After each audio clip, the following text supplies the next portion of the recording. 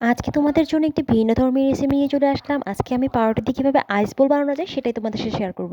আশা করি তোমাদের পুরোটি রেসিপি অনেক অনেক ভালো লাগবে এবং একটা নতুন একটা রেসিপি তোমরা শিখতে পারবে। পুরো রেসিপির সাথেই থাকো। ওয়েলকাম করছি নুসুস মাম কিচেন অ্যান্ড ব্লগে। এই তো আজকে আমি পাউরুটি দিয়ে আইস বোল বানানোর জন্য প্রথমে আমি কিছুটা পরিমাণ পাউরুটি এখানে নিয়ে নিয়েছি। এই পাউরুটির সাইড থেকে যে বাদামি কালার অংশগুলো আছে, ব্রাউন অংশগুলোকে আমি ছুরি দিয়ে সুন্দর করে কেটে ফেলে দিচ্ছি। তোমরা কিন্তু এই ব্রাউন অংশগুলো ফেলে না দিয়ে এগুলো দিয়ে খুব সুন্দর করে ব্রেড গামস তৈরি করে ফেলতে পারো। আর সেই রেসিপিটাও অবশ্যই আমার চ্যানেলে পেয়ে যাবে আর আমার ফেসবুক পেজেও পেয়ে যাবে। তোমরা অবশ্যই সেটা দেখে নিতে পারো, তোমাদের অনেক কাজে দেবে। এই তো প্রত্যেকটা পাউরুটির ব্রাউন অংশটা আমি ফেলে দিচ্ছি, যেহেতু শুধুমাত্র সাদা অংশটাই আমার লাগবে এই আইস বোল বানানোর জন্য। এই দেখো, সাদা অংশগুলোকে আমি নিয়ে নিয়েছি। এখন এই প্রত্যেকটা সাদা অংশকে আমি একটু বেলুনি দিয়ে একটু বেলে নেব।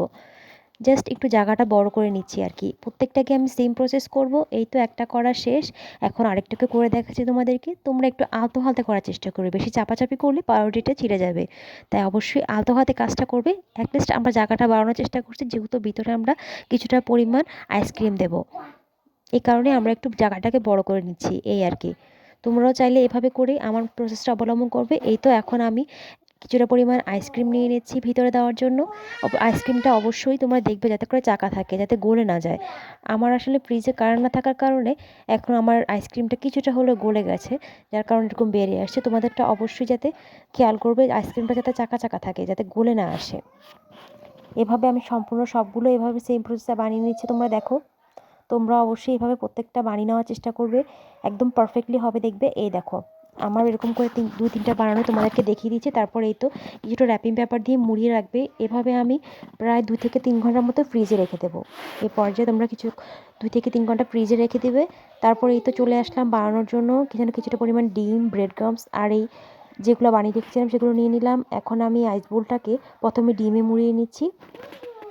ডিমে অনেক ভালো করে আমি মোড়ানোর পর তারপর এই তো ব্রেড ক্রাম্বসের মধ্যে এটাকে এখন মুড়িয়ে নিচ্ছি। এভাবে আমি প্রত্যেকটা সেম প্রসেসে বানিয়ে নেব। খুব ভালো করে ব্রেড ক্রাম্বস আর ডিমের মধ্যে মোড়ালে এটা খেতে কিন্তু খুব দারুণ হয়। প্রত্যেকটা আইস বলে তোমরা সেম প্রসেসে করবে। আমি তোমাদেরকে 2-3টা দেখিয়ে দিচ্ছি কীভাবে করবে। এই দেখো, আরেকটাও দেখিয়ে দিচ্ছি। এই সেম প্রসেসে তোমরা এই আইস বোলটাকে প্রথমে ডিমের মধ্যে ভালো করে চুবোবে। তারপর ডিমের মধ্যে সামান্য লবণ দিয়ে দিতে পারো, এতে কিন্তু স্বাদটা খুব বেড়ে যায়। তারপরে এই তো ব্রেড ক্রাম্বসটা তোমরা এভাবে মোড়বে। এই ব্রেড ক্রাম্বসটা তোমরা কীভাবে তৈরি করবে সেটা রেসিপি আমার চ্যানেলে দেওয়া আছে।